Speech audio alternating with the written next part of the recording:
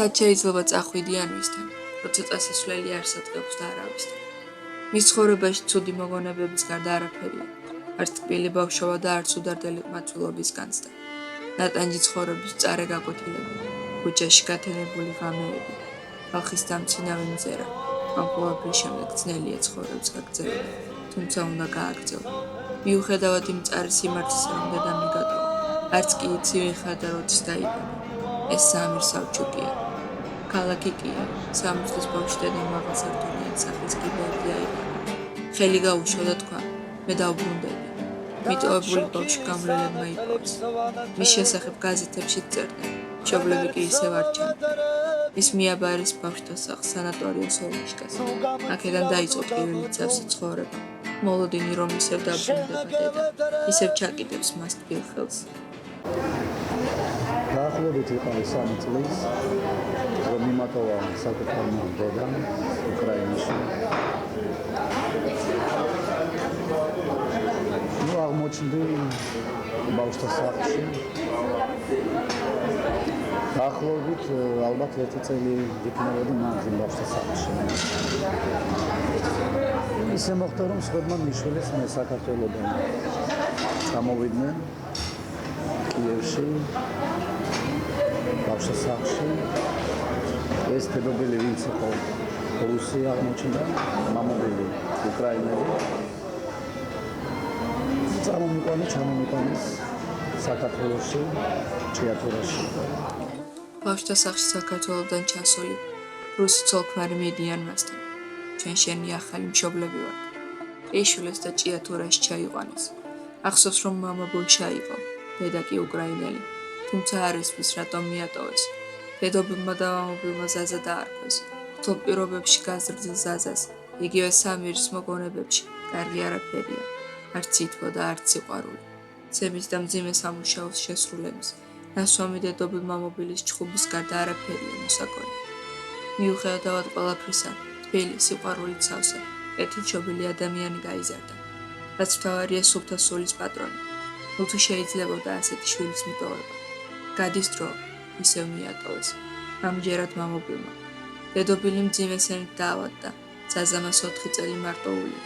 მალე ისიც გარდაიცვალა, კვლავ სიმარტოვად, ისე სასტიკი ცხოვრების მარტო გამკლავება. ასე დაიწყო გზა ქუჩის მუსიკოსობისკენ.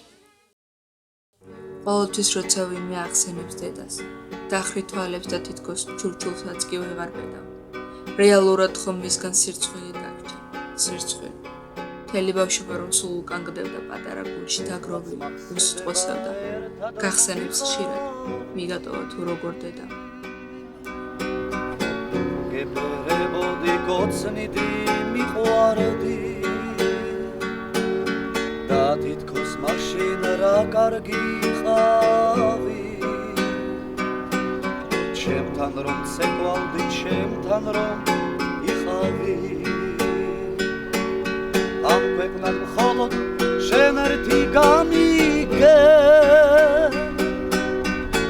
და ჩემ დანგრეულ ცხოვრებას ამიგე შენო სიყვარულს ვერასდროს გავიგე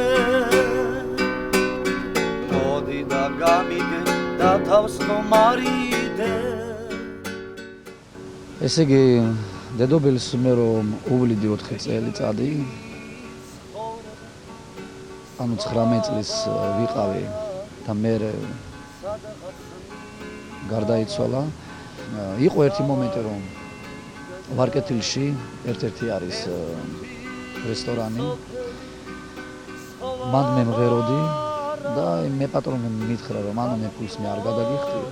მოყვება, ნუ რა თქმა უნდა, დღეში ერთხელ იქნება უყვება. მაგრამ ვერო ვიღაცა რომ შემოვა, თქვათ, ანუ ეს კლიენტები, ვინმე ზაკას რომ მოგცემსო, ანუ გადაგიხდიან ფულს. იცით რა არის?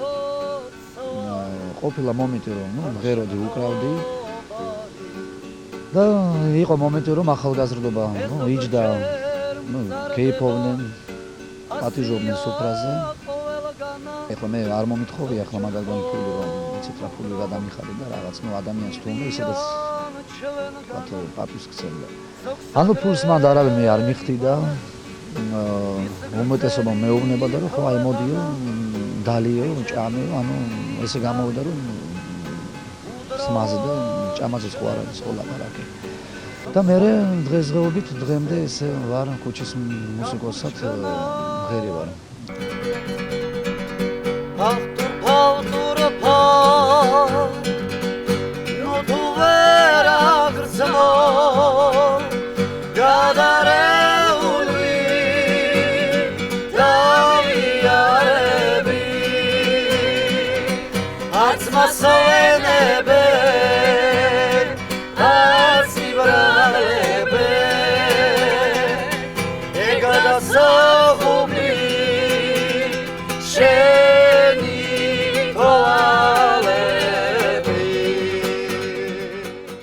Ну ამჟამად ეხლა ვცხოვრობ ქირით.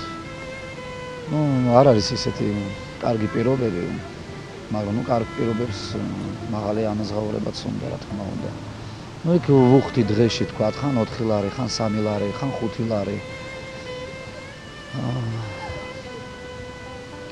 მე პატრონებს რჩება მანდ, მოხუცი პიროვნება არის.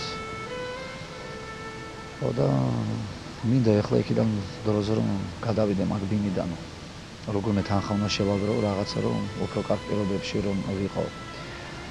ანუ ჩემი ცემის მიზეზი რა იყო? ესე იგი ავლაბარში მოხდა ტერიტორიულად ესკალატორზე მე რო ავდიოდი. ეს ხელი მქონდა დადებული იმაზე, ну რაც არის ხელის მოსაკიდი. იყვნენ რამოდენიმე პიროვნება. ერთ-ერთი ძალიან აგრესიულად შემომხედა. ну შეურაცხყოფა იქიდან მომაყენა.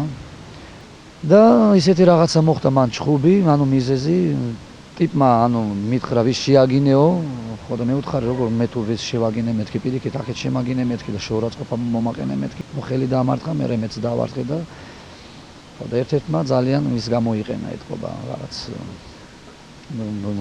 ბლაგვი რაღაცა. ხო და პირდაპირ ჩამარტყეს ამ სახის არეში. მე რო წამიყვანეს ავადმყოფოში, 300 არაგველებზე ვიწექი მაგ, მეორე დღეს ოპერაცია ჩამიტახრა. ну უჩემოდ ჩაიარა ეს ყველაფერი სასამართლო. მე იმასაც ვიტყვი რომ მე ადვოკატი ვერ ვიქირავე, იმიტომ რომ მე თანხა მე არ მქონდა. უბრალოდ ერთი ინსტრუმენტი მე ამინაზღაურეს და ის ძლივს. ანუ ეს ოპერაცია რაც დამიჯდა და ის ამდენი წამლები ანუ არაფერი არ ამინაზღაურეს. იქ სადაც მღერი ვარ საბურთალოს ხაზზე. მარტო საბურთალოს ხაზზე კი არ, ну სხვადასხვა ადგილებში მე ვატყობ უმეტესობისგან, ну ხალხისგან ეს ირონიულია ეს დამცინავის სახეებით რომ დგანან, მიყურებენ. ყოფილა ძალიან ხშირი შეურაცხყოფა, რადგან რომ თმა მაქვს მოშვებულიო, ან ფრჩხილები მიკრული.